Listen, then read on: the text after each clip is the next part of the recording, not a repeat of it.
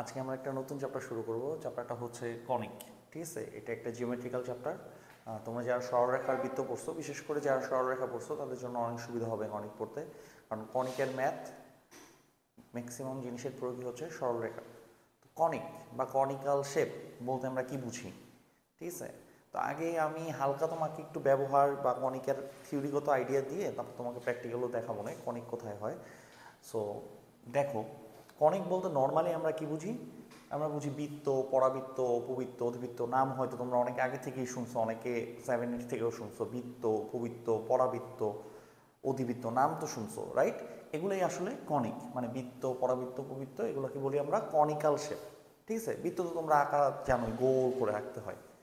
So পরাবৃত্ত তোমরা হয়তো অনেকে দেখছো। পরাবৃত্ত দেখতে কীরকম হয় নর্মালি? দেখো, পরাবৃত্ত এরকম টাইপ হয় না, দেখছিলা? উপবৃত্ত কীরকম টাইপ হয়? এরকম টাইপ হয়। হ্যাঁ, মহাকর্ষ বিকর্ষ দেখছো। অধিবৃত্ত কেমন হয়? অধিবৃত্ত এরকম টাইপ হয়। তো বৃত্ত তো গোল, রাইট? সো জাস্ট একটু চেনো কোনটা কোন শেপ। যেরকম এটা বৃত্তাকার শেপ, এটা পরাবৃত্তাকার শেপ, এটা উপবৃত্তাকার শেপ, এটা অধিবৃত্তাকার শেপ। ঠিক আছে, এগুলোই হচ্ছে আমার কনিক্যাল শেপ। তো এই শেপগুলোর প্রয়োজন কেন? কি কারণ, কি কারণে দরকার আমার এইসব শেপ, রাইট? সো বৃত্ত তো তোমরা অনেক জায়গায় দেখছো। ধরো ক্যামেরার মধ্যে দেখো গোল বৃত্ত হয়, অনেক কিছুতেই বৃত্ত হয়। তোমরা জানো গিয়ার হয় বৃত্তাকার, ঠিক আছে? এখন কথা হচ্ছে পরাবৃত্ত কই কই দেখছো, একটু চিন্তা করো তো, পরাবৃত্ত কোথায় কোথায় দেখছো?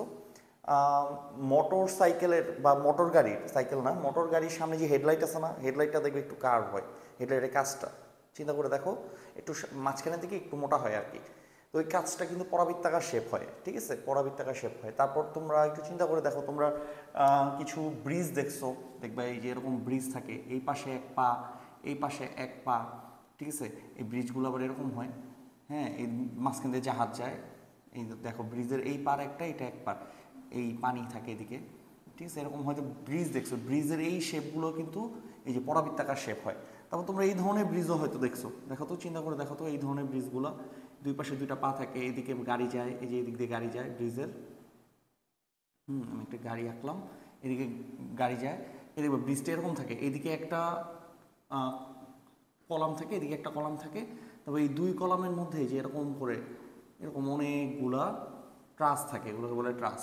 ব্রিজটাকে ব্যালেন্স করার জন্য, ব্রিজের ওয়েটটাকে ব্যালেন্স করার জন্য এই যে দড়ি, একটা দড়ির মতো থাকে, ধরে নাও তুমি, এই দড়িটাও কিন্তু পরাবৃত্তাকার শেপ হয়, ঠিক আছে? তো এগুলো হচ্ছে পরাবৃত্তের উদাহরণ। বাস্তব জীবনে জীবনে আমরা পরাবৃত্ত এইসব জায়গায় দেখে থাকি।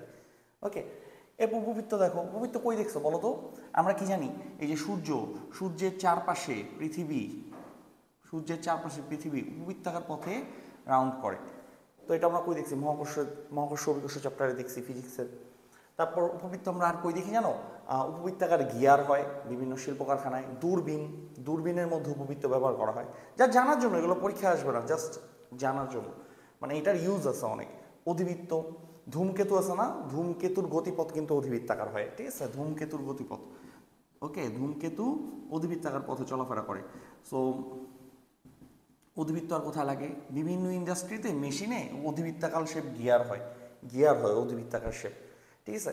তো দূরবীন তো আর এক টাইপের না, হাজার হাজার টাইপ দূরবীন আছে। দূরবীনগুলোতেও কিছু কিছু দূরবীনেও অধিবৃত্তাকার কাজ ব্যবহার করা হয়। সো আসলে কনিক্যাল শেপ আমাদের সাইন্টিফিক অনেক কাজেই প্রয়োজন হয়, ঠিক আছে? এই কারণে আমাদের কনিক্স নিয়ে পড়াশোনা করতে হবে। সো আমরা জাস্ট কনিক সম্পর্কে জানবো আমরা আমাদের এসএসসি লাইফে। পরবর্তীতে হয়তো তোমাদের যদি এগুলো নিয়ে কাজ করার সুযোগ থাকে বা সম্ভাবনা হয়, তাহলে হয়তো বা তোমরা করবা। সো দেখো, বুঝছো কিনা, আমরা জাস্ট শিখলাম যে কনিক্যাল শেপগুলো আসলে কোথায় কোথায় কোথায় কোথায় থাকে, ঠিক আছে? এখন আমরা মেইন কাজে চলে যাই, মানে কনিক্সের থিওরিতে চলে যাই। কিভাবে সৃষ্টি হলো এই শেপ, কিভাবে সৃষ্টি হলো এই শেপ, ওকে?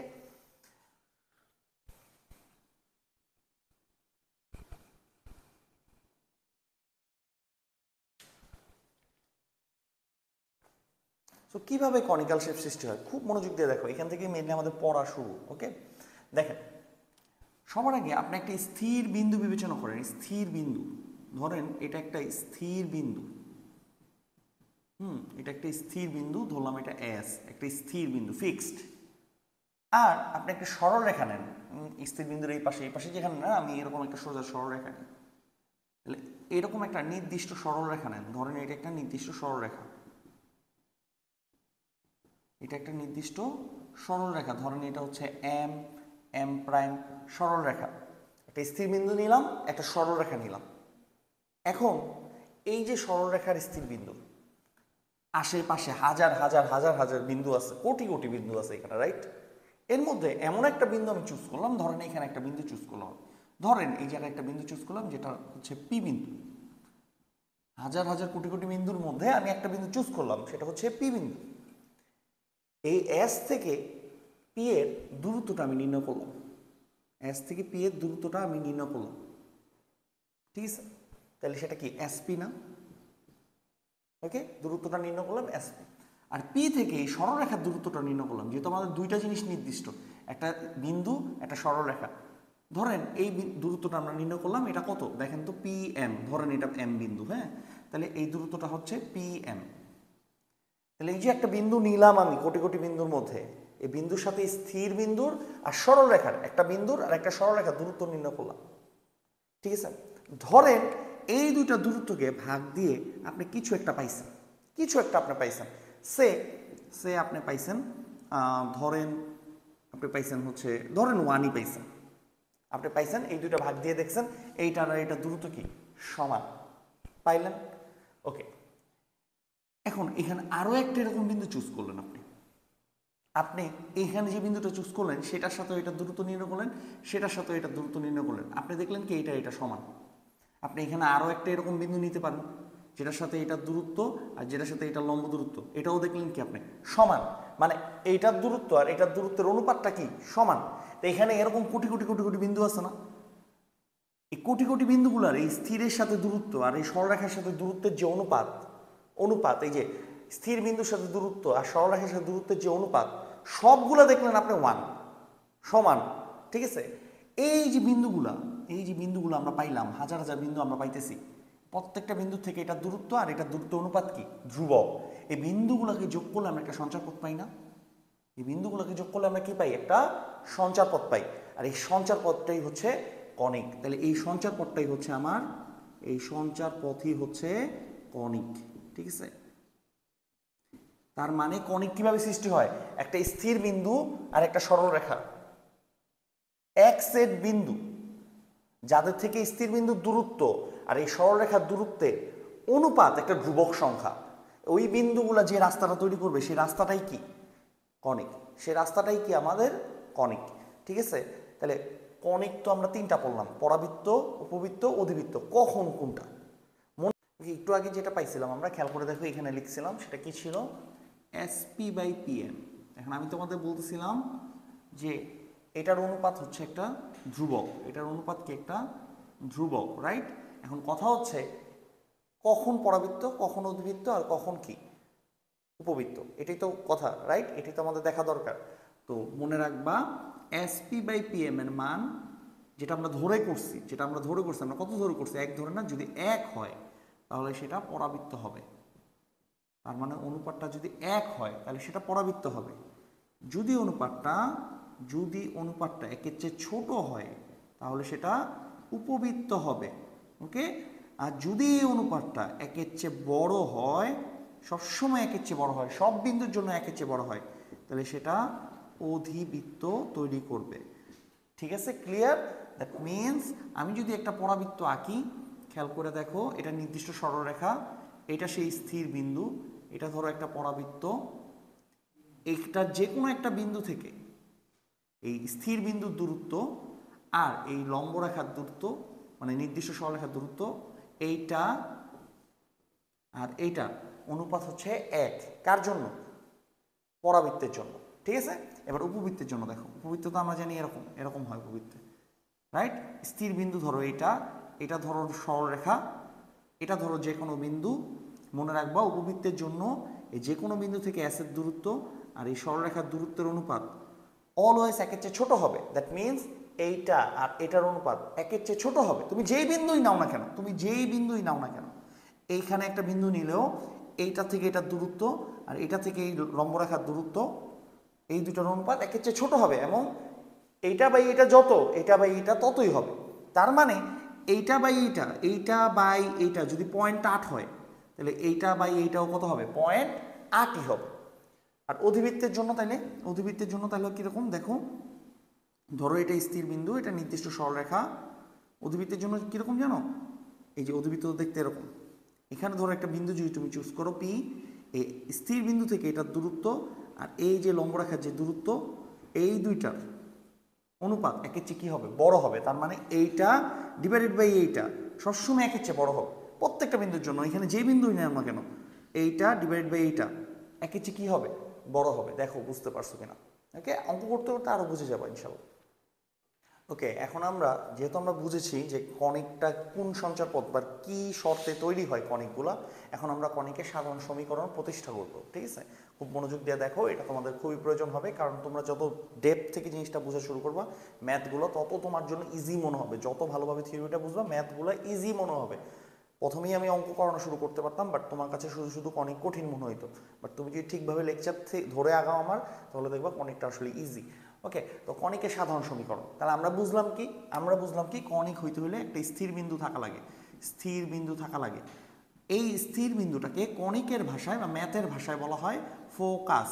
ফোকাস ইংলিশে বলে ফোকাস, বাংলায় বলে উপকেন্দ্র। বাংলায় বলে কি বলো, উপকেন্দ্র। এই স্থির বিন্দুটার নামই হচ্ছে কি, উপকেন্দ্র। আর কি লাগে, একটা সরলরেখা লাগে, নির্দিষ্ট সরলরেখা লাগে, রাইট? একটা নির্দিষ্ট সরল রেখা লাগে। এই সরল রেখাটাকে আমরা বলি হচ্ছে নিয়ামক রেখা। ম্যাথের ভাষায় এই নির্দিষ্ট সরলরেখার নাম কি, নিয়ামক রেখা। ইংলিশে বলে ডিরেক্ট্রিক্স, ডিরেক্ট্রিক্স। ওকে, আমরা তো একটু আগে দেখছি স্থির বিন্দু আর সরলরেখা মিলে সঞ্চারপথটা সৃষ্টিতে সাহায্য করে। ঠিক আছে, আচ্ছা, তো সঞ্চারপথের একটা বিন্দু ধরলাম পি, সঞ্চারপথের একটা বিন্দু কি ধরলাম, পি। ঠিক আছে, তো সঞ্চারপথের যে কোনো বিন্দু আমরা কি ধরি, নর্মালি এক্স ওয়াই ধরি। তাহলে সঞ্চারপথের একটি বিন্দু আমরা কত ধরলাম, পি এক্স ওয়াই। দেখো ঠিক আছে কিনা। আমরা কি পাইলাম একটু আগে, যে এই সঞ্চারপথের একটা বিন্দু থেকে এস এর দূরত্ব আর ওই বিন্দু থেকে সরলরেখার দূরত্বের, এই দুইটা দূরত্বের অনুপাত একটা ধ্রুবক। আর এই অনুপাতটা ধ্রুবক মেনেই যখন রেখা মানে সঞ্চারপথ সৃষ্টি হয়, ওইটাই হচ্ছে কণিক। তাহলে আমরা আমাদের সূত্র লিখি, রাইট? আমরা কি পাইলাম, S P by P M, এটা একটা ধ্রুবক। তাহলে ম্যাথের ভাষায় এই ধ্রুবকেরও একটা নাম আছে, আর এই ধ্রুবকটাকে বলা হয় হচ্ছে উৎকেন্দ্রিকতা। এই ধ্রুবকটাকে বলা হয় কি, উৎকেন্দ্রিকতা। তোমাকে কিন্তু পরীক্ষায় ধ্রুবক বলবে না, তোমাকে পরীক্ষা বলবে উৎকেন্দ্রিকতা। একে সংক্ষেপে প্রকাশ করা হয় ই দ্বারা, কারণ এর ইংরেজি হচ্ছে ইসেন্ট্রিসিটি, ইসেন্ট্রিসিটি। তাইলে এস থেকে পি এর দূরত্ব আর পি থেকে সরলরেখার দূরত্বের অনুপাত একটা ধ্রুবক, আর এই ধ্রুবকটাকেই বলি আমরা কণিকের ইসেন্ট্রিসিটি। এইটার উপরই নির্ভর করে কণিকটা পরাবৃত্ত হবে, অধিবৃত্ত হবে নাকি উপবৃত্ত হবে। এটা আমরা অলরেডি দেখছি। ওকে, তাহলে এইটাই হচ্ছে কণিকের মেইন ফর্মুলা। এইটা থেকে এটা দূরত্ব ডিভাইড বাই এটা থেকে এটা দূরত্ব, একটা ধ্রুবক ই। তো এখন স্থির বিন্দু যেহেতু এটাই স্থির, এটা ফিক্সড, তাহলে ধরি, আমরা ধরতে পারি এস হচ্ছে আলফা বিটা। দেখো ধরতে পারি কিনা, পারি, ধরলাম। সূত্র প্রতিষ্ঠা করতেছি, তাহলে আমার এস ধরতে হবে। ধরলাম এস হচ্ছে আলফা বিটা, স্থির বিন্দুটা আমরা ধরে নিলাম আমাদের আলফা বিটা। যেহেতু নির্দিষ্ট সরলরেখা আছে, সরলরেখাটা ধরতে হবে। তো ধরো সরলরেখাটা ধরলাম আমরা l x plus m y plus n equal to 0। তাহলে সরলরেখাটাকে ধরলাম, মানে নিয়ামক রেখা যেটা, ঠিক আছে, নিয়ামক, আমি ব্রেকেটে লিখে দিলাম নিয়ামক রেখা। একে ধরলাম আমরা l x plus m y plus n equal to 0। দেখো ঠিক আছে কিনা। যেহেতু আমরা দুইটা ধরতে হবে, এই দুটো তো স্থির, তাইলে সূত্র মতে যাও, S P equal to e PM, এটি তো সূত্র। আর গুণ করলে এসপি মানে কি, x minus alpha whole square y minus beta whole square root. ভাই দুই বিন্দুর মধ্যকার দূরত্ব, একদম সহজ, দুইটা বিন্দুর মধ্যকার দূরত্ব 3.1 এর সূত্র সরলরেখার, ইকুয়াল টু ই এর মান তো পরাবৃত্ত অধিবৃত্ত উপবৃত্তের উপর নির্ভর করবে, ই পিএম। পিএম কি, এই বিন্দু থেকে সরলরেখা লম্ব দূরত্ব, বিন্দু থেকে সরলরেখা লম্ব দূরত্ব কোন চ্যাপ্টার পড়ছো, 3.6। কোনো বিন্দু থেকে কোনো সরলরেখা লম্ব দূরত্ব বের করতে কি করতে হয়, এরকম একটা দাগ দিতে হয়।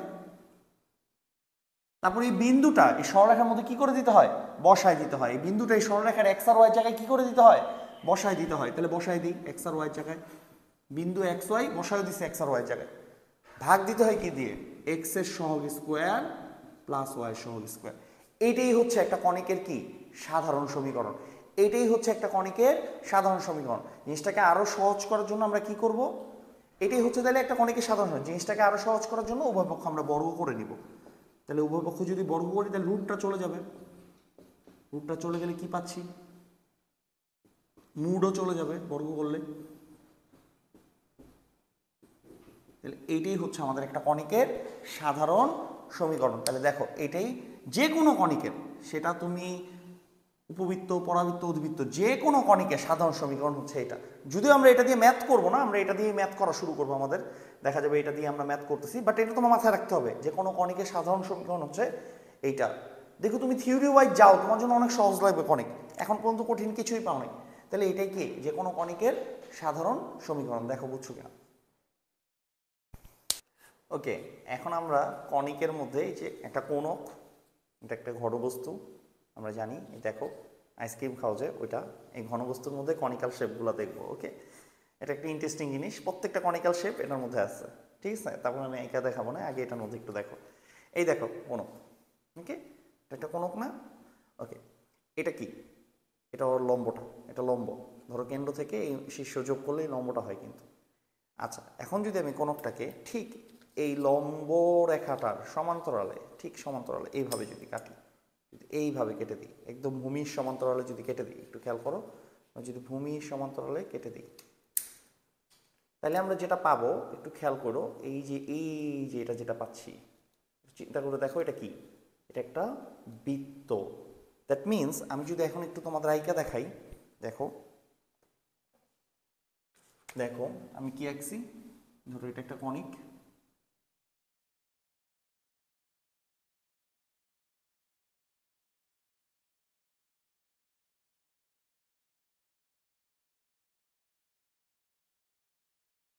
তুমি যদি ঠিক এইভাবে কাটো, এই যে এইভাবে কাটো, এইভাবে কাটো, তাহলে তুমি কি পাবে, একটা ঠিক এইভাবে যদি কাটো, তাহলে এখানে যেটা পাবা সেটাকে বলি আমরা মেইনলি বৃত্ত। এটাকে আমরা কি বলি, বৃত্ত, বৃত্তের কনিক্যাল শেপ পাবো। এই যে দেখো আমি কাটছিলাম পরে, এই যে এটা পারফেক্টলি কোণ হলে এটা একটা বৃত্ত, খেয়াল করো এটা একটা বৃত্ত, ঠিক আছে? আচ্ছা, এখন জিনিসটাকে যদি আমরা এইভাবে কাটি, একটু খেয়াল করো, যদি আমরা এইভাবে একটা অ্যাঙ্গেল করে কাটি, যে কোনো একটা অ্যাঙ্গেল করে কাটি, তাহলে আমরা এখানে যেটা পাবো সেটা হচ্ছে একটা উপবৃত্ত। তাহলে আমরা যেটা পাবো এই যে এখানে যেটা পাবো সেটা হচ্ছে আমাদের একটা উপবৃত্ত। তাহলে আমরা যেটা পাবো সেটা একটা উপবৃত্ত। এখন আমরা বৃত্ত শেষ, আমরা একটা অ্যাঙ্গেল করে কাটি। এই যে দেখো, এই যে সোজা লাইন, এই যে সোজা লাইন, এই জিনিসটাকে এখন আমরা একটা অ্যাঙ্গেল করে কাটি, এই যে অ্যাঙ্গেল করে কেটে দিচ্ছি, ঠিক আছে? একটু অ্যাঙ্গেল করে কাটছি কিন্তু। এখন দেখো তো, এই যে দেখো এখানে যেই ইয়াটা পাচ্ছি আমরা, এটা কিন্তু একটু উপবৃত্তাকার শেপ। খেয়াল করো, ওই যে কক্ষপথ ঘুরে যে, মানে কক্ষপথে ঘুরে যে পৃথিবী, এই যে উপবৃত্তাকার শেপটা আমরা পাচ্ছি, খেয়াল করছো? এটা একটা ইলিপ্টিক্যাল শেপ, এই যে ইলিপ্টিক্যাল শেপ। ওকে, তাহলে ইলিপ্টিক্যাল শেপ এইভাবে কাটলে পাওয়া যায়। এখন দেখো, এখন আমাদের দরকার কি, পরাবৃত্ত, রাইট? পরাবৃত্ত পাইতে হইলে তোমার কি করতে হবে, দেখো এই যে কোণকটা, এই যে একটা ধার না, এটা এই ধারের সমান্তরালে তোমাকে কাটতে হবে, এই যে এইভাবে কাটতে হবে, ধারের সমান্তরালে এইভাবে কাটতে হবে, ঠিক আছে? ধারের সমান্তরালে যদি তুমি কাটো, তাহলে তুমি যে শেপটা পাবা এখানে, এখানে যে শেপটা পাবা, সেই শেপটাই হচ্ছে একটা পরাবৃত্ত, ঠিক আছে? এই যে দেখেন, এই যে কনিক্যাল শেপ, আগেরটা উপবৃত্তাকার ছিল, এখন দেখেন এই যে ধারের সমান্তরাল রেখা আমি আগে টেনে নিচ্ছি, এই যে এই রেখাটা কিন্তু ধারের সমান্তরাল, খেয়াল করেন, এই যে এই ধারটার সমান্তরাল রেখা হচ্ছে এটা, এই যে এটা, এই ধারটা সমান্তরাল রেখা কিন্তু এই লাল রেখাটা। ওকে, তো এই বরাবর আমরা একটু কেটে দিই, দেখো কি আসে। এই যে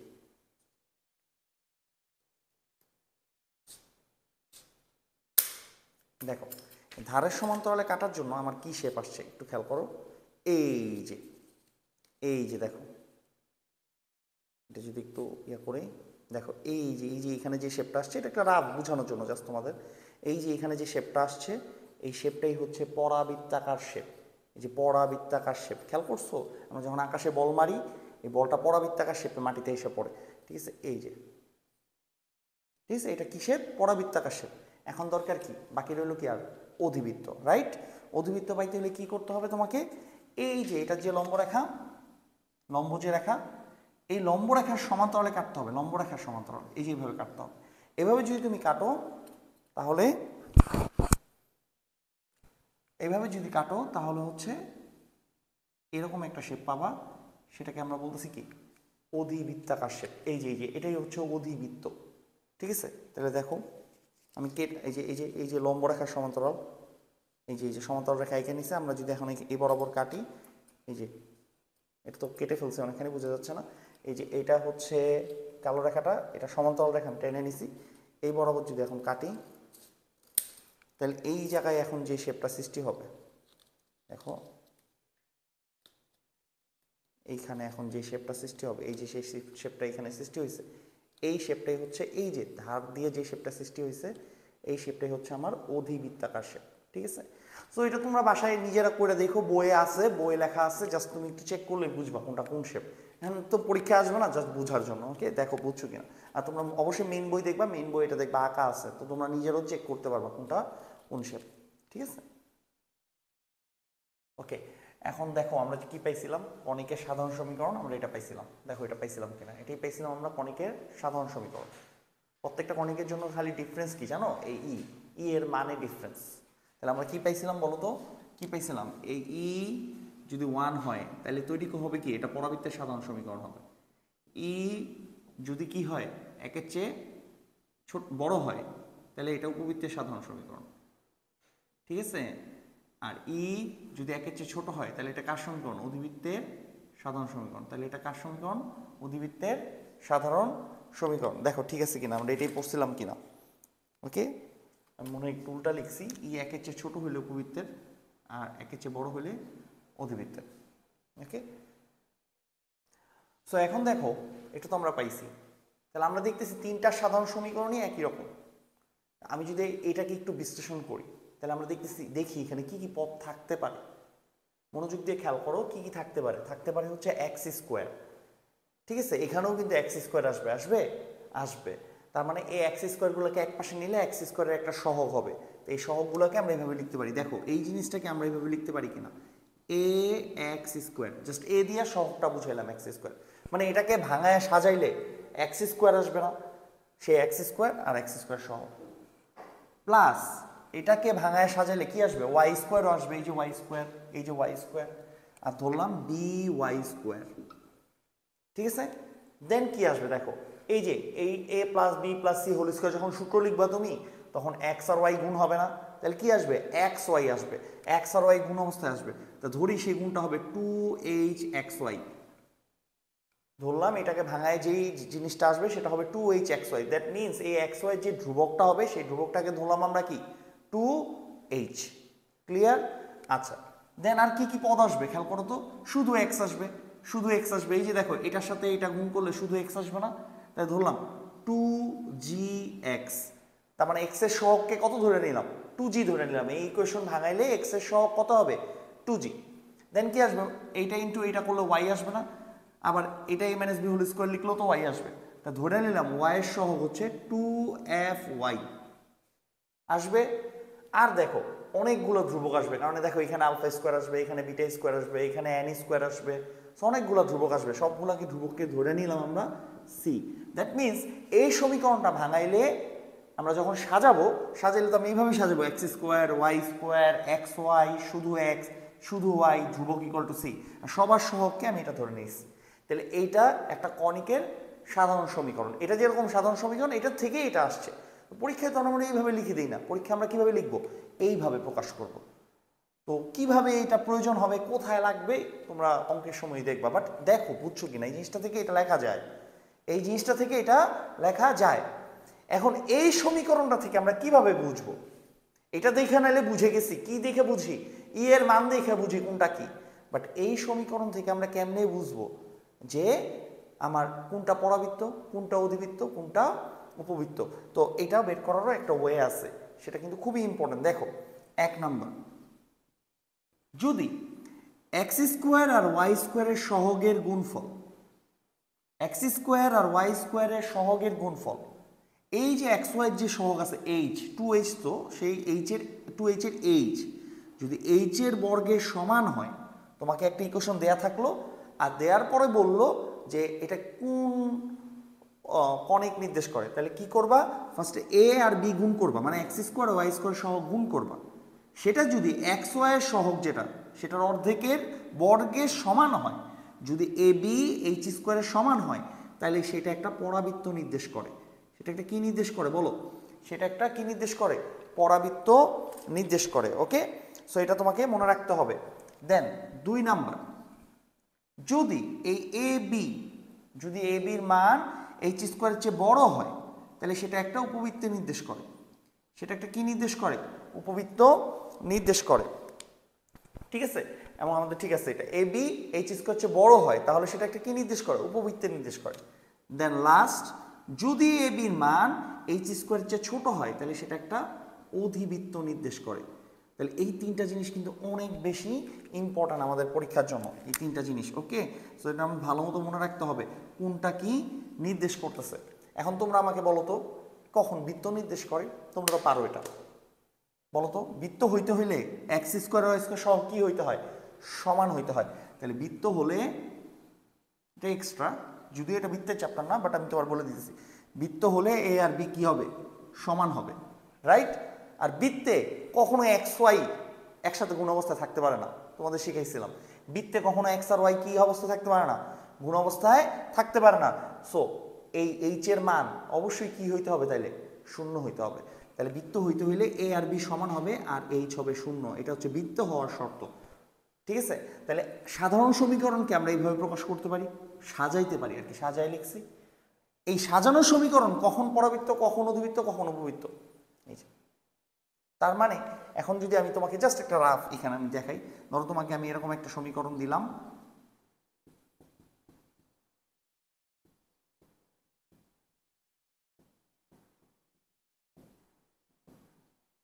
তোমাকে বললাম এটা কি, বলো এটা কি উপবৃত্ত, পরাবৃত্ত নাকি অধিবৃত্ত? জাস্ট রাফ, আমরা অঙ্কে যাচ্ছি না, জাস্ট তোমাদের এমনি বোঝার জন্য। তুমি সবার আগে কি করবা? সরি, এখানে ওয়াই স্কোয়ার হবে, এক্স স্কোয়ার ওয়াই স্কোয়ার সহ গুণ দিবা। করলাম, গুণ দিলাম, কত আসছে? 20। দেন এইচ এর মান বের করবে। এই যে এটা কি, এটা কি বলো? এটা কিন্তু 2h। এটা কি 2h? এক্স ওয়াই সহ কি ধরছি আমরা? তা 2h। এখানে এইচ হচ্ছে 2h হচ্ছে 20, সো এইচ হচ্ছে আমাদের 10। তাহলে এইচ স্কোয়ার কত? 100। এখন আমাকেই বলো, a b shorter than h square না? এ বি তো 20 আর এইচ স্কোয়ার কি 100, তাহলে a b shorter than h square হলে এটা আসলে একটা অধিবৃত্তের সমীকরণ, সুতরাং এটা অধিবৃত্ত। দেখছো কত সহজ? তাহলে ইকুয়েশন থেকে আমরা বের করে ফেলতে পারি কোনটা পরাবৃত্ত, কোনটা অধিবৃত্ত, কোনটা উপবৃত্ত। এবং এটা এমসিকিউর জন্য অনেক বেশি ইম্পর্টেন্ট। সো এটা এমসিকিউর জন্য অনেক বেশি ইম্পর্টেন্ট। ওকে, দেখো বুঝছো কিনা। ওকে, আমরা কনিক সম্পর্কে অনেক কিছুই জানছি। এখন আমরা শুরু করবো 6.a, অঙ্ক শুরু করবো না, বাট 6.a যেটা মানে হচ্ছে 6 নাম্বার চ্যাপ্টার, এটা পুরোটাই হচ্ছে পরাবৃত্ত কভার করে। তো আমাদের এখন একদম পরাবৃত্ত নিয়ে পড়তে হবে। আদর্শ পরাবৃত্ত কেমন হয়, একটা পরাবৃত্তের সমীকরণ কেমন হইতে পারে, নর্মালি আমরা কত লিখবো, অঙ্কগুলো পরাবৃত্তের কিভাবে হবে, এগুলো। ওকে, তো আমরা শুরু করবো কি নিয়ে বলো? পরাবৃত্ত নিয়ে। তো শুরুতেই আমরা আদর্শ পরাবৃত্তের সমীকরণ ডিরাইভ করবো। আমি মুখস্থ লিখে দিতে পারি, বাট আমি তোমাকে দেখাই দিতেছি, যেহেতু তোমরা একটু ভালো মতো বুঝে যাচ্ছ, তাহলে তোমাদের জন্য অনেক ইজি মনে হবে পরাবৃত্ত। সো আদর্শ সমীকরণের পরাবৃত্ত আমরা কিভাবে ডিরাইভ করবো, ঠিক আছে? তো আদর্শ সমীকরণ হওয়ার ক্রাইটেরিয়া কি, তার জন্য আগে আমরা একটু দেখি। দেখো, আমি এখানে একটা এক্স অক্ষ আঁকলাম, সরি ওয়াই অক্ষ আঁকলাম, আর একটা এক্স অক্ষ আঁকলাম। দেখেন ঠিক আছে কিনা? X y, negative x negative y, এটা তো তোমরা জানো। ওকে, তো আমরা একটা পরাবৃত্ত আঁকি। পরাবৃত্তের জন্য স্থির বিন্দু, দেখো আদর্শ কিভাবে হয়। স্থির বিন্দু ধরবো এক্স অক্ষের ওপর। ওই যে স্থির বিন্দু, একটু আগে ক্লাস করতেছো কিন্তু খেয়াল করো, স্থির বিন্দু একটা লাগবে, সবার আগে লাগবে কি? স্থির বিন্দু। তাহলে ফোকাস বা উপকেন্দ্র যেটা, সেটা ধরলাম এখানে। ওকে, এক্স অক্ষের ওপরে। এক্স অক্ষের ওপর যদি কোনো বিন্দু থাকে তাহলে সেই বিন্দুর স্থানাঙ্ক কি হয়? x0 না? সেই বিন্দুর স্থানাঙ্কের কোটিটা শূন্য হয় না? তাহলে ধরলাম এই স্থির বিন্দুর স্থানাঙ্ক a0। দেখো ঠিক আছে কিনা এটা? তার মানে এই এতটুকু হচ্ছে a, এই যে এতটুকু হচ্ছে কি a। এটা ধরলাম আমরা কি বিন্দু? স্থির বিন্দু। একটা সরলরেখা ধরা লাগবে। স্থির বিন্দুর পরে কি ধরা লাগবে? নির্দিষ্ট সরলরেখা। দুটো জিনিস লাগে, একটা কনিক ডিরাইভ করতে দুটো জিনিস লাগে, স্থির বিন্দু, নির্দিষ্ট সরলরেখা। তো ধরো সরলরেখাটা আমরা এইখানে ধরি, সরলরেখাটা ধরবো আমরা ওয়াই অক্ষের সমান্তরাল। আদর্শ ডিরাইভ করতে সেটা আমাদের মতো করবো আমরা, ঠিক আছে? তো সরলরেখাটা কার সমান্তরাল ধরছি? ওয়াই অক্ষের সমান্তরাল সরলরেখা ধরছি। ওকে ওকে, এখন এই যে এটা মূলবিন্দুটা, মূলবিন্দু থেকে উপকেন্দ্রটা বা ফোকাসটা কত দূরে ধরছি? এ দূরে না? তাহলে মূলবিন্দু থেকে এইটাও এ দূরে ধরবো, মানে এই দিকে নেগেটিভ দিকে এ দূরে। আর নেগেটিভ দিকে যদি এ দূরে হয় তাহলে এই বিন্দুর স্থানাঙ্ক কত জানো? এটা হচ্ছে -a0। দেখো ঠিক আছে কিনা? নেগেটিভ দিকে এদের দূরত্ব বোঝাচ্ছে, এটা দিয়ে আমি দূরত্ব বোঝাচ্ছি, এই কারণে আমি এইখানে মাইনাস দিইনি, ঠিক আছে? সো এই কেন্দ্র থেকে নির্দিষ্ট সরলরেখা বা যেটাকে আমরা বলছি নিয়ামক রেখা, সেটাকে ধরলাম এ দূরে। তাহলে নিয়ামক রেখা এখানে -a শূন্য বিন্দুতে টাচ করছে। দেখো ঠিক আছে কিনা? আর এই নিয়ামক রেখা যেহেতু ওয়াই অক্ষের সমান্তরাল, তাহলে x = ধ্রুবক, আর ধ্রুবকটা কি এখানে মাইনাস এ না? বলো তো, প্রত্যেকটা বিন্দুর x এর মান মাইনাস এ না? প্রত্যেকটা বিন্দুর x এর মান কত? মাইনাস এ না? মাইনাস এ। তাই নিয়ামক রেখার সাধারণ সমীকরণ কি ধরছে? x = -a। দেখো ঠিক আছে কিনা? এখন পরাবৃত্ত আঁকবো, তো এই পরাবৃত্তটা দেখবা ঠিক এরকম হবে আঁকলে। তুমি যদি সঞ্চারপথ করো, তোমার তো আর আঁকা লাগবে না সঞ্চারপথ, জাস্ট রাফ আঁকবা। এই যে পরাবৃত্তটা দেখতে এরকম হবে। এটাই হচ্ছে পরাবৃত্তটা। মানে এইখানকার যে কোনো বিন্দু যদি তুমি চুজ করো, এই পি বিন্দুগুলো এখানে হাজার হাজার বিন্দু আছে, এখানে সব বিন্দুর সাথে এটার দূরত্ব আর সব বিন্দুর সাথে এটার দূরত্ব সমান। পরাবৃত্ত হইতে হলে এটা থেকে এটার দূরত্ব আর এটা থেকে এটার দূরত্ব কি হতে হবে? সমান হইতে হবে। এটা তো আমরা জানি, রাইট? ওকে, দেখো এখন কিভাবে আদর্শ সমীকরণ ডিসক্রাইব করবো। এই যে এটাও তো একটা পরাবৃত্তের বিন্দু, মানে মূল বিন্দুও কিন্তু পরাবৃত্তের বিন্দু। খেয়াল করো তো, এটাও তো পরাবৃত্তের বিন্দু, পরাবৃত্তের মধ্যেই তো পড়ছে। তাহলে পরাবৃত্তের একটা বিন্দু কি? একটি বিন্দু কি বলো? পরাবৃত্তের একটি বিন্দু হচ্ছে xy। সেটা আমরা কত ধরলাম এখানে? 0 0। দেখো ঠিক আছে কিনা? বলো। আচ্ছা, তো এটা দেখো ঠিক আছে কিনা? আচ্ছা, আর এইখানকার যে কোনো একটা বিন্দু ধরো পি, সেটা ধরো xy, pxy। তাই এই যে পি থেকে এই এস এর দূরত্ব আর পি থেকে এই রেখার লম্ব দূরত্ব, এই দুটো কি আমরা জানি? সমান। আচ্ছা, আমাদের শূন্য শূন্য ধরা দরকার নেই, আমরা এইখানকার বিন্দু ধরে করি। তাহলে আমরা ধরি একটা বিন্দু pxy, পরাবৃত্তের জন্য SP by PM equal to হচ্ছে E ইকুয়াল টু হচ্ছে 1। দেন কি পাচ্ছি তাহলে? SP equal to PM। পরাবৃত্তের জন্য এটাই সূত্র। তুমি আমার বলো SP কত? SP হচ্ছে এটা x - a whole square y - 0 whole square. দেখো ঠিক আছে কিনা? Equal to PM। PM কি বলো? এই বিন্দু থেকে এই রেখা লম্ব দূরত্ব, এই বিন্দু থেকে এই রেখা লম্ব দূরত্ব না? তা কোনো বিন্দু থেকে কোনো রেখা লম্ব দূরত্ব কিভাবে নির্ণয় করে? রেখার মধ্যে কি বসাই দিতে হবে? এই বিন্দুটা বসাই দিতে হবে, মানে x আর y এখানে বসাই দিতে হবে। তাহলে এই যে রেখাটা হচ্ছে x + a, রেখার x এর জায়গায় x বসাই দিতে হবে। আর y তো রেখাতে নাই, বসাবা কি? x এর জায়গায় x বসাই দিতে হবে। আর y আছে এখানে নাই, তাহলে বসানোর জায়গাও নাই। আর নিচে ভাগ হবে কি দিয়ে? x এর সহগ স্কোয়ার আর y এর সহগ স্কোয়ার। দেখো ঠিক আছে কিনা? এই সরলরেখার x এর সহগ তো 1 আর y এর তো সহগ নাই, তাহলে 0। তো উভয় পক্ষ যদি বর্গ করি আমরা কি পাচ্ছি?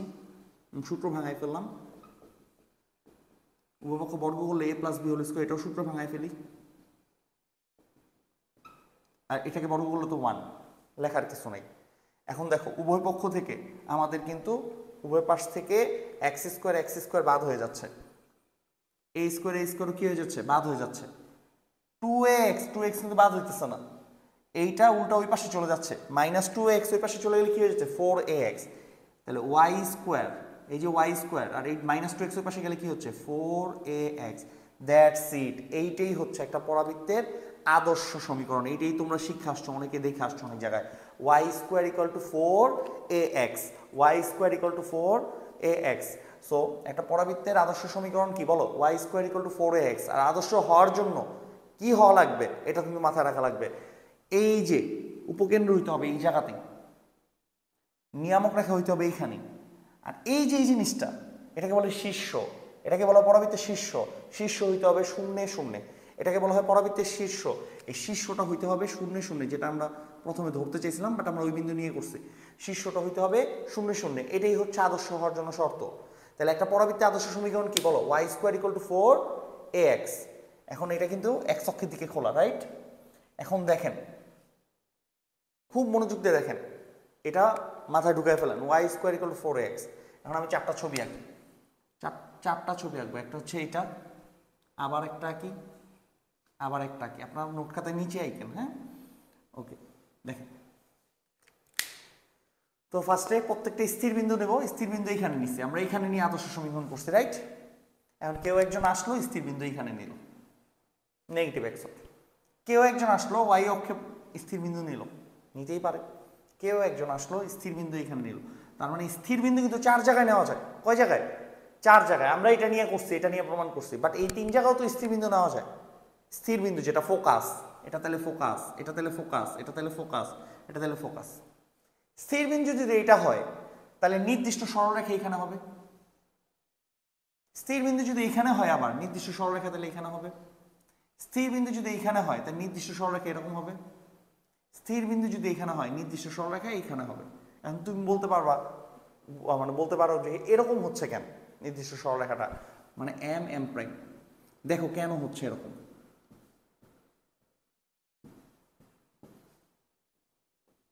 খুব মনোযোগ দিয়ে দেখো।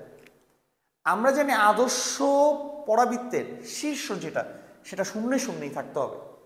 আর এই জিনিসটা শীর্ষ, এই শীর্ষটা অবশ্যই এস আর নির্দিষ্ট সরলরেখার মাঝখানে থাকে না? তাহলে অবশ্যই এস যদি এখানে হয় তাহলে তার বিপরীত পাশে কি থাকতে হবে? নির্দিষ্ট সরলরেখা থাকতে হবে। এস যদি এখানে হয় তাহলে মূল বিন্দুর বিপরীত পাশে কি থাকতে হবে? নির্দিষ্ট সরলরেখা থাকতে হবে। এস যদি এখানে হয় মূল বিন্দু তো এটা বিপরীত পাশে কি থাকতে হবে? নির্দিষ্ট সরলরেখা থাকতে হবে। তাহলে এই ক্ষেত্রে পরাবৃত্তটা দেখতে হবে এরকম, দেখেন এই যে এরকম। এই ক্ষেত্রে পরাবৃত্তটা দেখতে হবে এরকম। এই ক্ষেত্রে পরাবৃত্তটা দেখতে হবে কিরকম জানেন? এরকম। আর এই ক্ষেত্রে পরাবৃত্তটা দেখতে হবে এরকম। খেয়াল করেন 4টা পরাবৃত্ত আঁকছি আমরা, খুব মনোযোগ দিয়ে খেয়াল করেন। এটা হচ্ছে পজিটিভ এক্স অক্ষের দিকে খোলা পরাবৃত্তটা, এটা হচ্ছে নেগেটিভ এক্স অক্ষের দিকে খোলা। এই পরাবৃত্তটা পজিটিভ ওয়াই অক্ষের দিকে খোলা, আর এই পরাবৃত্তটা নেগেটিভ ওয়াই অক্ষের দিকে খোলা। চারটাই আদর্শ পরাবৃত্ত, বাট এক একটা এক এক দিকে খোলা। এটা পজিটিভ এক্স অক্ষের দিকে খোলা, এটা নেগেটিভ এক্স অক্ষের দিকে খোলা, এটা পজিটিভ ওয়াই অক্ষের দিকে খোলা, এটা নেগেটিভ ওয়াই অক্ষের দিকে খোলা। সো 4টা পরাবৃত্ত 4টাই আদর্শ, বাট 4টা 4 দিকে খোলা। কেন আদর্শ? কারণ হচ্ছে তাদের মূলবিন্দু সবার কই, মানে শীর্ষ মূলবিন্দুতে আছে, উপকেন্দ্র বা ফোকাস যেটা স্থির বিন্দু একটা অক্ষের উপর আছে, ঠিক আছে? তাহলে এই 4টাই পরাবৃত্তের আদর্শ সমীকরণ। এখন এইটার জন্য তুমি অলরেডি সূত্র ডেভেলপ করছো। তাহলে এটার জন্য সূত্র কি পাইছো? y square equal two 4ax। আমি ঠিক লিখছি কিনা বলো? y square equal two 4ax, ঠিক আছে? এটার জন্য সূত্র অলরেডি তুমি ডেভেলপ করে ফেলছো। তাহলে এই 3টার জন্য সেম ভাবে সূত্র ডেভেলপ করা যায়, সেম ভাবে।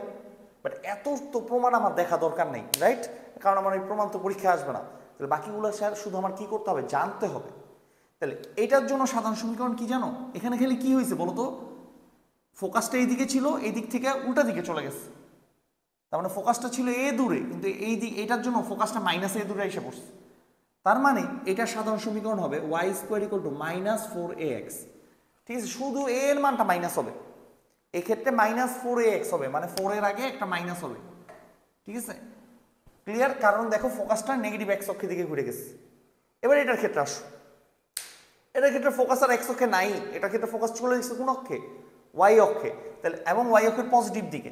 তাহলে এটার জন্য সাধারণ সমীকরণ হবে x square equal two 4ay। পুরো সমীকরণই ঘুরে যাবে, এক্স এর জায়গায় এসে পড়বে ওয়াই, ওয়াই এর জায়গায় চলে আসবে কি?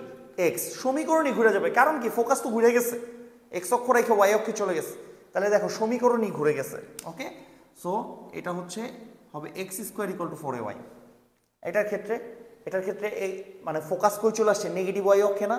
তাহলে এটার ক্ষেত্রে আবার সূত্র কি হবে? X square equal two -4ay, negative দিকে চলে আসছে যে। তাহলে এই হচ্ছে 4টা সূত্র। ওই 4টা সূত্র ধরে যদি আগাইতে পারো ভাই, পরাবৃত্ত সহজ, অনেক সহজ, যদি তুমি ধরতে পারো এখানে কি হচ্ছে, ঠিক আছে? তাইলে এখান থেকে আমরা কি পাচ্ছি একটু আমি মুছে দিই, খুব মনোযোগ দিয়ে দেখো। এখান থেকেও একটা ইম্পর্টেন্ট এমসিকিউ তোমাদের পড়া হয়ে যাবে। এখন পরীক্ষায় যদি কখনো দেয় y square equal to 16x, y square equal to -16x, তারপর x square equal to 16y, আর x square equal to -16y, এই 4টা কিন্তু 4 রকম সমীকরণ। দেখো কোনোটার সাথে কোনোটা মিল নাই। এটা মিল আছে বাট প্লাসে মাইনাসে ভিন্ন, এটা মিল আছে বাট প্লাসে মাইনাসে ভিন্ন। এগুলো দিয়া পরীক্ষায় বলবে নিচের কোনটা সঠিক গ্রাফ, এগুলো দিয়ে পরীক্ষায় বলবে নিচের কোনটা সঠিক গ্রাফ। তাহলে দেখি সঠিক গ্রাফগুলো কেমন হবে। তা নিজে নিজে এঁকে ফেলানো যায়। সো আমি অক্ষগুলো একটু লাল কালি দিয়ে এঁকে দেখাই। এগুলো ধরো সব অক্ষগুলা। ফার্স্টে y square equal to 16x, that means এই ক্ষেত্রে দেখো আমার ফোকাস কোন অক্ষে আছে? পজিটিভ এক্স অক্ষে। এই যে ওয়াই স্কোয়ার টু 4ax, এটা কার সাধারণ সমীকরণ? যখন ফোকাস পজিটিভ এক্স অক্ষে থাকে। এই যে প্লাস এক্স আছে, এক্স তো পজিটিভ। মনে রাখবা পরাবৃত্তে যেটা একঘাতী, এই যে আদর্শ সমীকরণে যেটা একঘাতী, ফোকাস ওই অক্ষে আছে। এটাই হচ্ছে মনে রাখার কৌশল। পরাবৃত্তে যেটা একঘাতী, ফোকাস ওই অক্ষেই আছে। তাহলে এটা একঘাতীকে এক্স, ফোকাস আছে তাহলে এক্স অক্ষে, পজিটিভ এক্স অক্ষে, কারণ এক্স এর আগে প্লাস। তাহলে পজিটিভ এক্স অক্ষে ফোকাস আছে, আর পজিটিভ এক্স অক্ষে ফোকাস থাকা মানে এটা দেখতে এরকম, এটা তাহলে নির্দিষ্ট সরলরেখা বা এক্স অক্ষের পজিটিভ দিকে খোলা। আমি পার্সোনালি এইভাবে মনে রাখি, এটা যখন দেখি পজিটিভ আর এটা একঘাতী, তার মানে এক্স অক্ষের পজিটিভ দিকে খোলা। এটা দেখে কি বুঝি জানো? মাইনাস এক্স মানে এক্স অক্ষের নেগেটিভ দিকে খোলা। এই যে এক্স অক্ষের নেগেটিভ দিকে খোলা, এই যে বুঝে গেছি। প্লাস ওয়াই মানে ওয়াই অক্ষের পজিটিভ দিকে খোলা, এই যে ওয়াই অক্ষের পজিটিভ দিকে খোলা। মাইনাস ওয়াই মানে ওয়াই অক্ষের নেগেটিভ দিকে খোলা। দেখছো কত দ্রুত ধরে ফেলতেছে। তার মানে একঘাতী যেটা সেটাই তোমার মেইন। একঘাতী যেটা সেই অক্ষের দিকে খোলা হবে। পরবর্তী তো এরকম খুলে ফুলের মতো খোলে, দেখো এই যে খুলতেছে আস্তে আস্তে, সামনে আগাচ্ছে, সঞ্চয়পথ না। প্লাস এক্স এক্স অক্ষের পজিটিভ দিকে খোলা, তাহলে বুঝে নিতে পারবা ছবিটা কেমন হবে। মাইনাস এক্স এক্স অক্ষের নেগেটিভ দিকে খোলা, এই যে এক্স অক্ষের নেগেটিভ দিকে এটা। প্লাস ওয়াই ওয়াই অক্ষের পজিটিভ দিকে খোলা, মাইনাস ওয়াই ওয়াই অক্ষের নেগেটিভ দিকে খোলা। এগুলো শুধুমাত্র আদর্শের জন্য। অন্য কোনো টাইপের থাকলে সমীকরণ ওগুলোর জন্য আমাদের এখন দরকার নেই, আমাদের আদর্শগুলো নিয়ে পড়তে হবে, ঠিক আছে, সহজগুলো।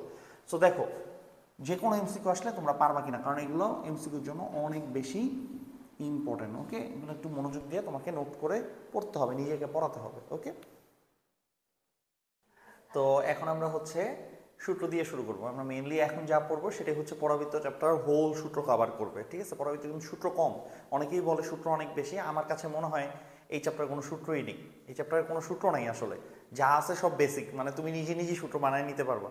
তো আমরা সূত্রগুলো এখন বানাবো পরাবৃত্তের জন্য। তো শুরু করবো হচ্ছে আদর্শ পরাবৃত্তের সমীকরণ দিয়ে। সো এটা একটা আদর্শ পরাবৃত্ত না, দেখো তো একটু আগে শিখে আসছি না আদর্শ পরাবৃত্ত। খেয়াল করো, এক্স অক্ষের দিকে খোলা, শীর্ষ কোথায়? মূল বিন্দুতে, উপকেন্দ্র এক্স অক্ষে। সো সূত্রে যাওয়ার আগে আমরা একটু পরাবৃত্তের সব কিছু চিনি, কোন জায়গায় কি আছে এটা একটু চিনি। এটাকে কি বলে বলো? এটা কি বলে? Focus, right? পরাবৃত্তের জন্য এটা ফোকাস। এটা কি পরাবৃত্তের জন্য বলো তো? এটা হচ্ছে পরাবৃত্তের শীর্ষ। তাহলে এটাকে প্রকাশ করে পরাবৃত্তে এ দ্বারা, শীর্ষকে প্রকাশ করে কি দ্বারা? এ দ্বারা। আমরা বিন্দুগুলো কি চিনি আগে। এটা হচ্ছে শীর্ষ, এটাকে কি বলে? নিয়ামক রেখা, রাইট? আচ্ছা, এই নিয়ামক রেখা এই যে এটাকে যেখানে টাচ করছে, এই এক্স অক্ষকে যেখানে টাচ করছে সেটাকে বলা হয় নিয়ামক রেখার পাদবিন্দু। এটাকে জেড দ্বারা প্রকাশ করা হয়, এটাকে বলা হয় নিয়ামকের পাদবিন্দু। নিয়ামকের পাদবিন্দু, ঠিক আছে। তাহলে এটা আরেকটা বিন্দু, নিয়ামক রেখার পাদবিন্দু। আর কি কি আছে দেখেন, এই যে এই রেখাটাকে খেয়াল করেন, যেই রেখায় ফোকাস অবস্থান করতেছে, যেই রেখায় ফোকাস শীর্ষ আর নিয়ামক রেখার পাদবিন্দু অবস্থান করতেছে, এই রেখাটাকে বলা হয় প্রধান অক্ষ। এটা হচ্ছে প্রধান অক্ষ, ঠিক আছে। এই রেখাটা হচ্ছে প্রধান অক্ষ। এখানে প্রধান অক্ষ কে? এক্স অক্ষ। এখানে প্রধান অক্ষ কে? এক্স অক্ষ। এই যে এই সমীকরণের জন্য প্রধান অক্ষ কে? এক্স অক্ষ। একটু আগে শিখেছি যে একঘাতী, আদর্শ সমীকরণের যে একঘাতী সেই হবে প্রধান অক্ষ, সেই অক্ষ বরাবরই হবে খোলা। শিখেছি কিনা বলো? সো এটা হচ্ছে প্রধান অক্ষ, এটা হচ্ছে ফোকাস, এটা শীর্ষ, এটা নিয়ামকের পাদবিন্দু। আর কি কি আছে? আর কি কি শিখতে হবে? এই ফোকাসের মধ্যে যদি আমরা নিয়ামকের সমান্তরাল একটা রেখা আঁকি, ফোকাসের মধ্যে যদি আমরা নিয়ামকের সমান্তরাল একটা রেখা আঁকি, তাহলে এই রেখাকে বলা হয় উপকেন্দ্রিক লম্ব। তাহলে এই রেখার নাম কি? উপকেন্দ্রিক লম্ব। ফোকাসেরই বাংলা কি বলো? ফোকাসের বাংলা হচ্ছে উপকেন্দ্র, আর উপকেন্দ্রে লম্ব আঁকলে সেটাকে বলা হয় কি? উপকেন্দ্রিক লম্ব। ফোকাসের বাংলা তো উপকেন্দ্র, রাইট? উপকেন্দ্রে যদি লম্ব আঁকি সেটাকে বলা হয় উপকেন্দ্রিক লম্ব। উপকেন্দ্রিক লম্ব যেই দুটা বিন্দুতে স্পর্শ করবে পরাবৃত্তকে, এই যে একটা বিন্দু, এই যে একটা বিন্দু, এই দুটাকে বলা হয় উপকেন্দ্রিক লম্বের পাদবিন্দু। তাহলে এই যে দুটা বিন্দু নাম দেন, এই দুটা বিন্দুর নাম কি দিব বলেন? এন দেই আর এন প্রাইম দিই। এই এন আর এন প্রাইম এটা হচ্ছে উপকেন্দ্রিক লম্বের পাদবিন্দু। উপকেন্দ্রিক লম্বের পাদবিন্দু, দেখো ঠিক আছে কিনা। আর কি কি শিখা লাগবে? আর তেমন কিছুই না। আর একটা জিনিস আছে, সেটা কি, এই যে দেখো শীর্ষে একটা স্পর্শক, শীর্ষে যদি স্পর্শক আগে, সেটা কি ওয়াই অক্ষটা না? তাহলে এখানে ওয়াই অক্ষকে বলা হয় শীর্ষে স্পর্শক, শীর্ষে স্পর্শক। তাহলে এই আদর্শ সমীকরণের জন্য এক্স অক্ষ হচ্ছে প্রধান অক্ষ আর ওয়াই অক্ষ হচ্ছে কি শীর্ষে স্পর্শক। এই কয়টা জিনিসই হচ্ছে পরাবৃত্তের ক্যারেক্টার। আমার যেরকম চোখ আছে, নাক আছে, কান আছে, পরাবৃত্তের এগুলো আছে। প্রত্যেকটা মানুষের যেরকম মুখ, চোখ, কান আছে, পরাবৃত্তের ফোকাস আছে, নিয়ামক আছে, শীর্ষ আছে, শীর্ষ স্পর্শক আছে, উপকেন্দ্রিক লম্ব আছে, এই কয়টা জিনিস। এখন আমার টার্গেট কি জানেন? সূত্র কি এই চ্যাপ্টারে? এগুলার মান বের করা। কোন সরলরেখার সমীকরণ কি, কোনটার স্থানাঙ্ক কি, এগুলো তো নিজে নিজে বের করা যায়। দেখেন, তা আমরা সূত্রে চলে যাই। একদম সহজ, একদম সহজ। তার পরীক্ষায় যদি এই টাইপের সমীকরণ দেয়া থাকে, তাহলে তোমাকে বাকিগুলার সমীকরণ, মানে এগুলার সূত্র হচ্ছে এগুলো বের করা, এই যে এগুলো বের করা। তো আমরা বের করা শুরু করি। ফার্স্টেই দেখেন শীর্ষ। যদি তোমাকে বলে শীর্ষ বের করো, শীর্ষ তুমি বলো কত? শীর্ষ হচ্ছে 0 0, একটা সূত্র ডান, এটাই সূত্র। শীর্ষ কত? 0 0, এই পরাবৃত্তের জন্য। এখন তোমার মাথায় আসতে পারবে ভিন্ন পরাবৃত্ত থাকলে ওটা পরের হিসাব, ওটা পরে দেখবো। বাট এই পরাবৃত্তের জন্য শীর্ষ কত? 0 0। এরপর কে বলো? উপকেন্দ্র। এরপর সূত্র কার হবে? উপকেন্দ্রে, যে সূত্র লেখা শুরু করে দিছি, উপকেন্দ্র A0। দেখো আমি ঠিক লিখছি কিনা। উপকেন্দ্র হবে A0। এই যে এটা A0 না? কারণ আমরা কি জানি বলো, এটা কত দূরে থাকে? শীর্ষ থেকে কত দূরে থাকে শিখছি আমরা। শীর্ষ থেকে A দূরে থাকে। ফোকাসটার সময় শীর্ষ থেকে কত দূরে থাকে? A দূরে থাকে। তাহলে আমি ফোকাস ঠিক লিখছি? ঠিক লিখছি। আমরা জানি নিয়ামক রেখাও শীর্ষ থেকে কত দূরে থাকে? A দূরে থাকে। আমার যদি এটা একটু বড় হয়ে গেছে, বাট A দূরে থাকে, এদিকে থাকে। তাহলে নিয়ামকের পাদবিন্দু, নিয়ামকের এই সমীকরণের জন্য নিয়ামকের পাদবিন্দু কত তুমি বলো? এই সমীকরণের জন্য নিয়ামকের পাদবিন্দু হচ্ছে -A0। দেখো আমি ঠিক লিখছি কিনা। এই সমীকরণের জন্য -A0। এবার তিনটা স্থানাঙ্ক গেল। এবার সরলরেখাগুলোতে আসি। তোমাকে যদি বলে প্রধান অক্ষের সমীকরণ কি, তাহলে প্রধান অক্ষের বা অক্ষের সমীকরণ, অক্ষের সমীকরণ হচ্ছে এক্স অক্ষ না? অক্ষটা কি এইটার জন্য এক্স অক্ষ না? এক্স অক্ষ হইলে y = 0। তাহলে প্রধান অক্ষের সমীকরণ কি? y = 0। ক্লিয়ার? আচ্ছা, এবার নিয়ামক রেখার সমীকরণ, নিয়ামক রেখার সমীকরণ একটু মুখস্থ লিখবো না, আমি নিজে নিজে লিখবো। দেখো, নিয়ামক রেখার সমীকরণ, নিয়ামক রেখা কোন অক্ষের সমান্তরাল? y অক্ষের সমান্তরাল। তো y অক্ষের সমান্তরাল হলে সরলরেখার সমীকরণ কি হয়? x = ধ্রুবক। x = ধ্রুবক। এখানে ধ্রুবকটা কত? -a না? প্রত্যেকটা বিন্দু -a দূরে না? তাহলে -a। এই যে দেখেন সূত্র, এটাই সূত্র। এরপর উপকেন্দ্রিক লম্বের সমীকরণ, উপকেন্দ্রিক লম্বের সমীকরণ। আপনি বলেন উপকেন্দ্রিক লম্ব কার সমান্তরাল? দেখেন y অক্ষের সমান্তরাল। তাহলে এটাও হবে x = ধ্রুবক। আর ধ্রুবকটা কত? এটা কত দূরে? A দূরে। এটা কিন্তু +a দূরে। এই যে মূল বিন্দু থেকে +a দূরে, প্রত্যেকটা বিন্দু +a দূরে, +a দূরে। এই যে এটা A, তাহলে এটা হবে x = +a। তাহলে উপকেন্দ্রিক লম্বের সমীকরণ পাইছি। এবার শীর্ষে স্পর্শকের সমীকরণ, শীর্ষে, এগুলো সব সূত্র। দেখো কত সূত্র, কত সূত্র দেখলে মনে হয় বুঝা পড়লে এগুলো একটা সূত্র না, এগুলো সব নিজে নিজেই করা যায়। না বুঝে পড়লে এগুলো তোমার মুখস্থ করতে হবে। ঠিক আছে, এগুলোই সূত্র। তা শীর্ষে স্পর্শক, শীর্ষে স্পর্শক খেয়াল করো। শীর্ষে স্পর্শক কোন অক্ষ তুমিই বলো? y অক্ষ। তাহলে শীর্ষে স্পর্শকের সমীকরণ x = 0। আর দুইটা জিনিস বাকি আছে। একটা হচ্ছে এই উপকেন্দ্রিক লম্বের দৈর্ঘ্য, এটা তোমাকে জানতে হবে। উপকেন্দ্রিক লম্বের দৈর্ঘ্য কত? উপকেন্দ্রিক, আচ্ছা আমি একটা দাগ দিয়ে দিই, লম্বের দৈর্ঘ্য, এটা খুবই ইম্পর্টেন্ট, পরীক্ষা আসে। লম্বের দৈর্ঘ্য, এই যে এটার দৈর্ঘ্য মনে রাখবে। এটা A না? এটা হবে 2a। এটা A হইলে এটা হবে কত? 2a। ঠিক আছে, এটাও কত? 2a। তাহলে উপকেন্দ্রিক লম্বের দৈর্ঘ্য হচ্ছে 4a। 4a মুট করে দিছি কেন? কারণ মাঝে মধ্যে এর মান নেগেটিভ থাকে, কারণ উল্টাও তো হইতে পারে। সো এটা তো দৈর্ঘ্য, সো আমার এর নেগেটিভ মান বসানো যাবে না। 4a, এটা 2a, এটা 2a। এখন তোমার মাথায় আসতে পারে যে এটা কেন 2a, আপনার মুখস্থ কেমনি লিখলেন এটা 2a? সো এটা পরীক্ষায় লাগবে না, বাট আমি তোমার বলে দিই এটা কিভাবে 2a হয়েছে। দেখো এটা A না? তাহলে এই বিন্দুর ভুজ কত? A। দেখো এই বিন্দুর ভুজ কত? A না? আমি ঠিক বলছি? এটা যদি A হয়, এই বিন্দুর ভুজ কত? A না? তারপর আমার দরকার এখন এই বিন্দুর কোটি, তো এইটা এক্স এর মান এ, এই বিন্দুর জন্য এক্স এর মান কত এ, এই এক্স এর মান এ এখানে মনে মনে বসায় দাও, কি পাও তুমি দেখো তো, এক্স এর মান এ যদি মনে মনে এখানে বসায় দিই তাহলে কি পাচ্ছি 4a square, Y equal to কি পাচ্ছি বলো প্লাস মাইনাস 2i, দেখছো? তার মানে এখানকার ওয়াই হচ্ছে 2i আর এটা হচ্ছে মাইনাস 2i, তাহলে এটা 2i এটা 2i, এই যে দেখেন ওয়াই এর মান 2i পাইছি, মানে এটা এ হইলে এটা 2i, এটা এ হইলে এটা মাইনাস 2i, তার মানে এটা 2i, এটা দৈর্ঘ্য 2i, তাহলে মোট কত এ 4a, এই যে উপকেন্দ্রিক লম্বের দৈর্ঘ্য 4a। এখন এই যে দুটা বিন্দু, সো আমি এটা মুছে দিলাম, এটা আমাদের দরকার নেই, জাস্ট তোমাদের বোঝানোর জন্য। এই যে দুইটা বিন্দু, এই দুটা বিন্দুর স্থানাঙ্ক পরীক্ষা আসে, এটা তুমি নিজে নিজেই বলতে পারতেছো, তুমিই বলো এই যে এন আর এন প্রাইমের স্থানাঙ্ক কত, এ 2i, এ মাইনাস 2i, দেখো আমি ঠিক বলছি কিনা, এটা হবে এ 2i আর এটা হবে এ মাইনাস 2i, এটা পরীক্ষা আসে, এটা এ 2i আর এই বিন্দুটা কত এ মাইনাস 2i, একদম ইজি না, এখানে না পারার কিছু আছে, এখানে না পারার কিচ্ছু নাই, নিজে নিজেই সূত্র বানানো যায়, নিজে নিজেই সূত্র বানানো যায়, তোমার তো সূত্র মুখস্থ করে তুমি কি করবা, ঠিক আছে নাকি? দেখো এটা একদম একটা আদর্শ উপবৃত্তের কি সরি পরাবৃত্তের কি সূত্রগুলো, ক্লিয়ার? এটা যদি বুঝো, এখন আমরা দেখি তো এটা যদি ঘুরায় দেয় তাহলে সূত্রগুলো কি হবে, এগুলো কি আমার মুখস্থ করতে হবে নাকি আমি নিজে নিজেই লিখতে পারবো, একটু চেক করি আমরা। তো এখন আমরা এটাকে ঘুরাই দিই, ধরো তোমাকে পরীক্ষা এইভাবে দিচ্ছে, এটাকে এই যে এটা দিস,